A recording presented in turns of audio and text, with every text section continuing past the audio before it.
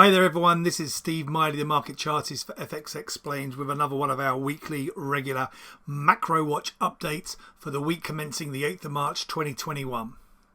US dollar gains with higher yields, with stocks choppy.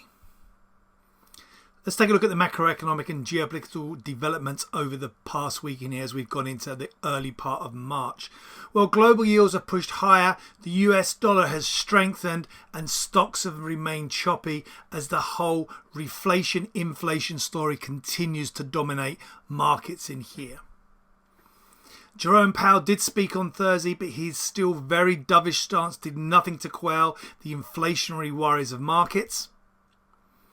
Better than expected US jobs report on Friday from the non-farm payroll element came in at 379,000 jobs added, with consensus closer to 200,000.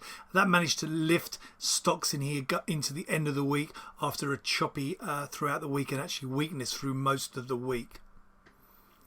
President Biden's COVID relief bill did progress through the US Senate late on Friday after markets had closed. And the European vaccine program continues to roll out, but continues to lag behind the US and the particularly impressive UK rollout.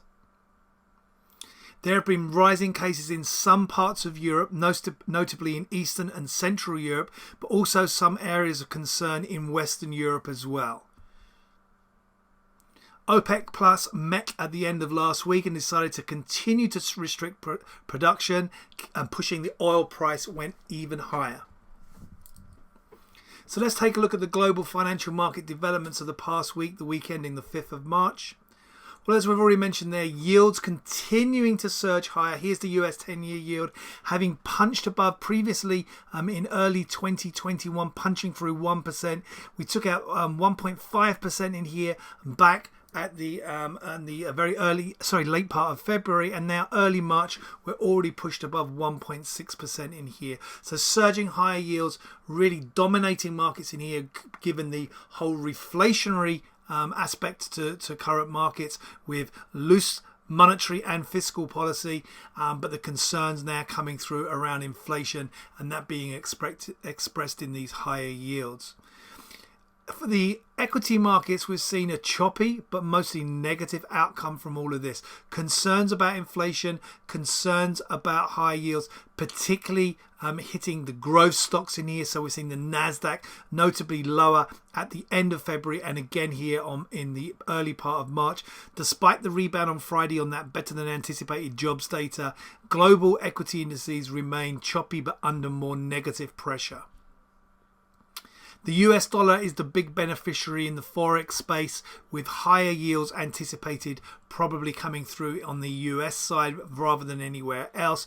And so that's seeing the US dollar continue to strengthen, and the US dollar also strengthening as a safe haven, given that we've had those more choppy negative equity markets. So the US dollar benefiting from both yields and from concerns about a shift towards a risk-off scenario. And we're seeing that play out across the board in the FX arena. So the euro dollar breaking lower for early March through the February low already in here and aiming still lower. Even the very, very strong pound, which has been super strong in here from the end of 2020 and surging higher through 2021, has started really its most significant correction lower since last September, with the pound in here coming down from 142.00 against the dollar and having pushed below 138 and pointing still lower. And the risk currencies are also damaged in here by both the shift to more risk off, plus from the US dollar strength in here, setting back from late February in here, the Australian dollar, for example, from just above the psychological 80 level, and now having pushed down through 77 and targeting 76 and below as we go through March. On the commodity side, we spoke about that OPEC Plus decision to continue to restrict supply, and that saw the oil price surge back higher through the second half of last week. And here we're looking at the crude future in here breaking above $65 and $66. On the COMEX copper side in here, base metals having corrected in late February, continuing that correction lower. Reflationary pressures, positive obviously for copper, but then we've got the concerns about inflation, higher yields, higher interest rates weighing on the price of copper and base metals. And gold continues its dive lower that we've seen throughout 2021, accelerating lower in late February and continuing that move lower into the beginning of this year, primarily driven, into the beginning of March, primarily being driven lower in here by the strength in the US dollar. So now let's take a look at the week ahead, commencing the 8th of March. We're going to watch for Biden's COVID relief bill to be passed probably quite easily by the House of Representatives at the start of this week, Monday through Tuesday. We're going to be watching out as ever for COVID-19 cases with particular focus on Europe, Central and Eastern Europe, and also watching out for those pockets in Western Europe where we're starting to see rising cases despite the vaccinations, despite the fact that lockdowns have been in place from the beginning of 2021. And again, we're going to look for those lockdown rules and lockdown updates. The UK successfully starting to loosen some of its lockdown rules, but some parts of Europe still actually going into more stringent lockdown measures. And again, we'll be watching for any further vaccine developments, whether it's how efficient the vaccines are working, the rollout of the vaccines, or any new vaccines that are approved going forward.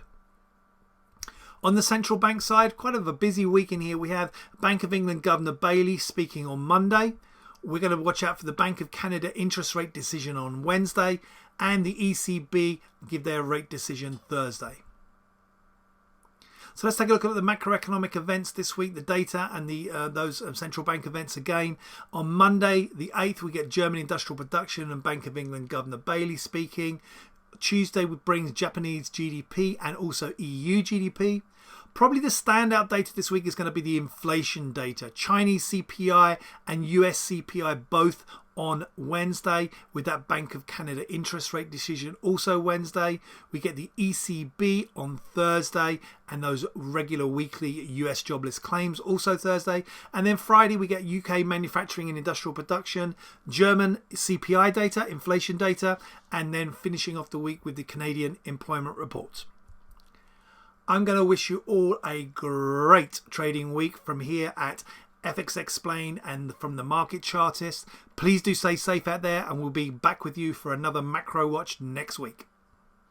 So traders, don't forget to catch us on the next FX Explain macro watch and all the great content on fxexplain.co.uk.